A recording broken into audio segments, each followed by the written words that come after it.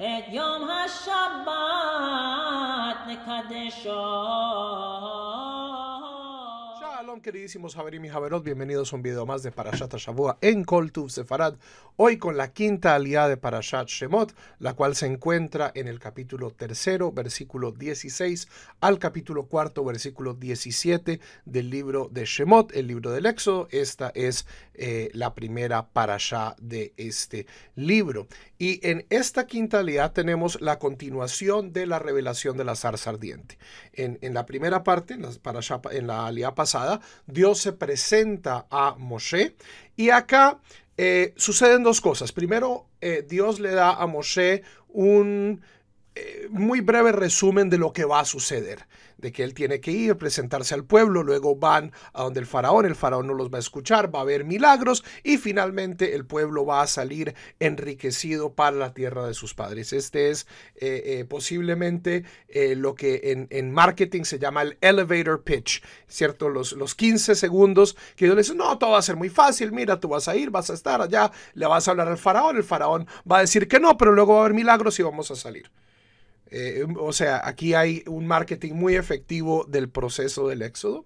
Y luego, en lo que es el capítulo 4, tenemos la resistencia de Moshe. No puedo, no quiero. Y Dios le da tres señales: la señal de la vara, la señal de la mano, la señal del agua en sangre. Y decir, estas señales van a ayudar a convencer. Y finalmente Dios se molesta porque Moshe dice, no soy una persona de palabras, soy una persona de lengua pesada. De aquí muchas personas sacan esta noción de que Moisés tenía algún tipo de defecto en el habla, era tartamudo, pronunciaba mal las letras. Y finalmente Dios se molesta y dice, bueno, voy a mandar a Aarón, que él sí sabe hablar. Y finalmente Moshe acepta la misión. Y este texto, hilándolo fino, desafía muchos de los preconceptos que tenemos sobre el Éxodo. Mucha gente, y esto es algo que lo vemos en el cine, lo vemos, por ejemplo, en la película Los 10 Mandamientos, o en la imaginación popular, es que Moshe tiene miedo de enfrentarse al faraón. ¿Cierto? El faraón y Moisés son los dos grandes adversarios. El faraón no quiere dejar al pueblo ir y Moisés está tratando de convencer al faraón. Pero cuando hilamos finamente el texto, vemos que la primera batalla de Moshe no es para convencer al faraón, y su miedo no es que no pueda convencer al faraón, sino justamente que no vaya a poder convencer al pueblo mismo.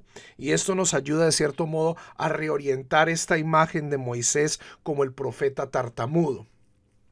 En el versículo 18 del capítulo 3, cuando Dios le está presentando esta imagen muy positiva, dice que Moisés tiene que ir y presentarse a los zekenim, a los ancianos del pueblo de Israel, a los líderes de la comunidad de esclavos. Y que dice Dios, para el versículo 18, Veshameu le coleja, y ellos escucharán tu voz, Uvata ata uzigne Israel, e irás tú con ellos al faraón. Okay, Dios le está presentando una versión muy positiva. Y guarden esa imagen de Shameu Becoleja. Cuando Moisés comienza en el capítulo 4 con las objeciones, no es una objeción de que me da miedo ir al faraón o el faraón no nos va a dejar ir. Es todo enfocado en el lenguaje de que no me van a creer. ¿Quiénes? No el faraón, sino los israelitas. Versículo 1, del capítulo 4, y dijo Moisés, Hen lo yaminuli. ¿Y qué pasa si no me creen a mí? Velo ishmeu bekoli.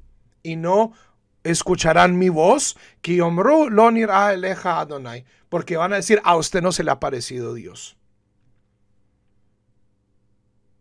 Aquí no estamos hablando de inseguridad de Moshe de presentarse al faraón, o que el faraón no lo va a dejar ir, o que el faraón lo va a matar. El miedo central de Moshe es, no me van a creer, me van a decir, usted no se le ha parecido Dios.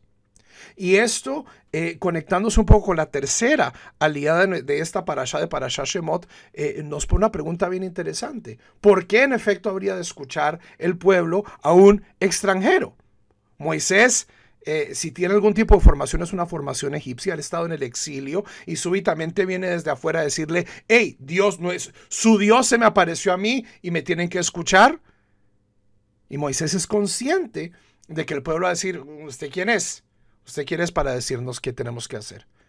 Pero aquí la angustia, el miedo escénico de Moshe no es con el faraón, sino con el pueblo. Seguimos contando ejemplos en el versículo 5 del capítulo 4. Dice, esto es después del signo de la vara, Lemán y Aminu, para que ellos crean, ellos no el faraón, ellos los israelitas, quien irá eleja Adonai Elohe Avotam, que se te apareció Hashem, el Dios de sus padres, o sea, ¿de quién estamos hablando? Del pueblo de Israel. Aquí el miedo de Moshe es que no le crean los propios israelitas, Elohe Abraham, Elohe Isaac, Elohe Jacob. Continúa la presentación de las señales, de los portentos. Versículo 8. Vehayaim lo yaminu leja. Y será que si no te creen, velo yishme'u lekol ha'ot harishon, y no te escuchan en la primera señal. ¿Ven esta imagen? Escuchar la voz. Dios le ha prometido a Moisés de que el pueblo va a escuchar su voz, y esto es lo que le preocupa a Moisés. Moisés acá, y Rashi lo dice, no es posiblemente el momento más espectacular de la confianza de Moshe en Dios. No me van a escuchar. Versículo 9. Y si no creen las primeras dos señales, y no escucharán tu voz. No escucharán, Dios le dice, escucharán tu voz. Y esto es lo que le queda sonando a Moshe en el oído. No van a escuchar mi voz. Mi voz no va a ser escuchada. Mi voz no va a ser escuchada. Moisés aquí lo que está mostrando es una profunda inseguridad de que el propio pueblo de Israel le crea. Ahora, ¿cuál es la razón de esto? Muchas personas dicen, y la razón por la cual Moshe tiene mucha ansiedad con esto es por su incapacidad para hablar, la cual se resume en el versículo 10 del capítulo 4. Vayomer Moshe el Adonai, y dijo Moshe a Dios, vi Adoni. O sea, por mi vida, mi Señor, lo ish devarim anoji.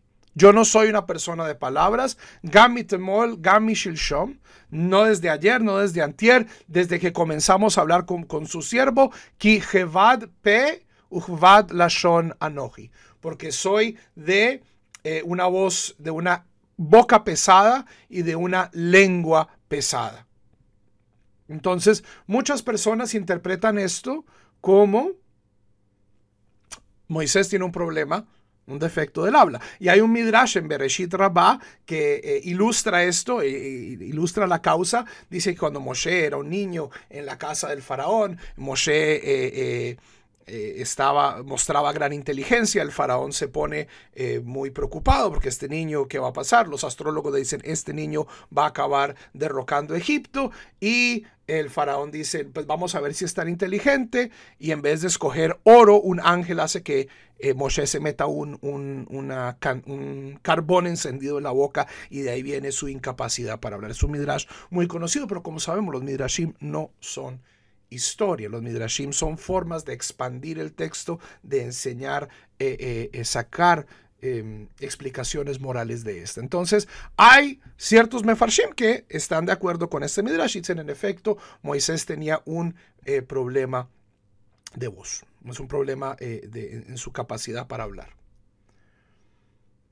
El Rashbam, el nieto de Rashi, dice, y creo que con eso ya nos enfoca un poquito más en el camino correcto, una visión un poco más aterrizada. Dice, no, el problema de Moshe no es que fuera tartamudo, Hasbe Shalom, alguien que habla cara a cara con Dios. ¿Cómo va a ser tartamudo? Aunque bueno, creo que la visión de Moisés como tartamudo nos puede enseñar algo grande, y es que incluso una persona con limitaciones físicas, con limitaciones de aprendizaje, puede llegar muy, muy alto. O sea, Moisés es para nosotros la persona más alta. Pero el Rashbam no acepta eso y dice, no, el problema es que Moisés no habla bien el egipcio.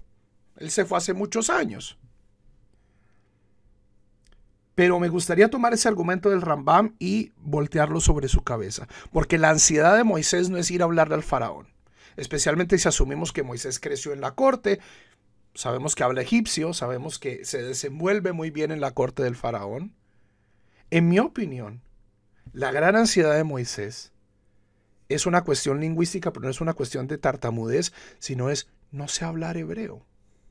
No sé hablarle a esta gente. O sea, Moisés, ¿de dónde va a haber aprendido el hebreo? Moisés, ¿de dónde va a haber aprendido el hebreo? Sí, o sea, él tuvo a Yochebed como su nana, como su nodriza durante los primeros años de su vida, pero estamos pidiéndole a una persona de 80 años que vaya y lidere a un pueblo cuya lengua no habla desde que tenía 3 años.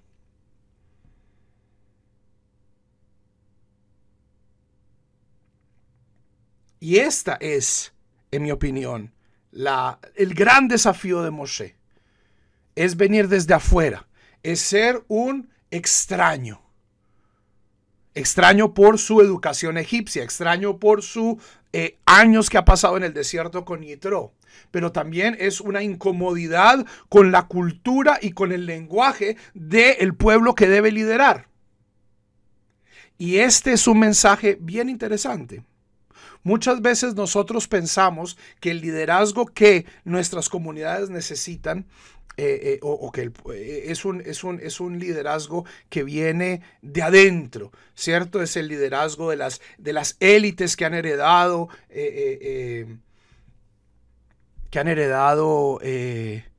el privilegio y que saben cómo funciona todo y tienen todos los contactos y tienen todas las prebendas y saben cómo hablar y saben quién es quién. Pero acá a veces, aquí en mi opinión, lo que nos está sugiriendo el texto de la Torá, a veces el liderazgo que necesitamos es lo que en inglés se llama disruptive innovation. Es innovadora, es innovación que viene desde afuera y sacude los paradigmas. Muchas personas hoy en América Latina dicen, ustedes están jugando al judaísmo, ustedes están inventando cosas aquí, ustedes no han crecido, no han mamado el judaísmo desde la cuna, por lo tanto no pueden crear comunidades, no pueden crear un judaísmo estable, no pueden crear un judaísmo saludable o un judaísmo arraigado. Moisés no creció con hebreo. Moisés no creció en un hogar judío. Moisés era un extraño. E inspirado por la revelación del Dios que habló y que, como nos dice en esta misma aliyá, puso la lengua y puso la boca y puso el intelecto en la boca, puso la capacidad de hablar en el ser humano. Justamente a veces es ese tipo de liderazgo y es ese tipo de judaísmo. Un judaísmo que viene a innovar desde la periferia, desde afuera, que es Moshe. Moshe no es, o sea, a pesar de que Moshe acaba siendo Moshe Rabbeinu, la figura central del judaísmo. Él no comienza su viaje al judaísmo como un rabino, con todos los sellos de kashrut, vestido como o sea, ni siquiera lo identificaban como judío. Moisés viene de afuera, pero viene con un mensaje poderoso de Dios.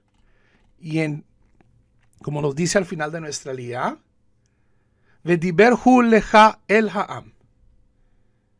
El propósito, el primer desafío, y en mi opinión, el desafío más importante de Moshe, no es saber cómo hablarle al faraón. Del faraón se encarga Dios. No hay nada que Moshe pueda decirle al faraón que lo vaya a convencer.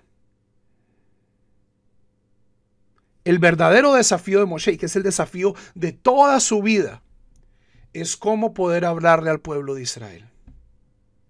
Para aquellas personas que me escuchan en América Latina, que a veces los han hecho sentir como periféricos, como extraños, como extranjeros. Si ustedes verdaderamente están oyendo este llamado del Dios de Abraham, el Dios de Isaac y el Dios de Jacob, tengan fuerza, saquen fuerza de este ejemplo de Moshe. Sí, yo sé que da mucho miedo a veces hablarle al pueblo, porque no me van a escuchar. ¿Quién soy yo para que me escuchen? Yo ni siquiera no manejo bien, no manejo bien el lingo, no manejo bien la jeringonza, no conozco a nadie, no me conocen. Pero a veces justamente el mensaje que traemos, es el mensaje que el pueblo de Israel necesita. Desde la periferia hacia adentro, con este mensaje de optimismo y de esperanza, se despide el rabino Juan Mejía. Shalom.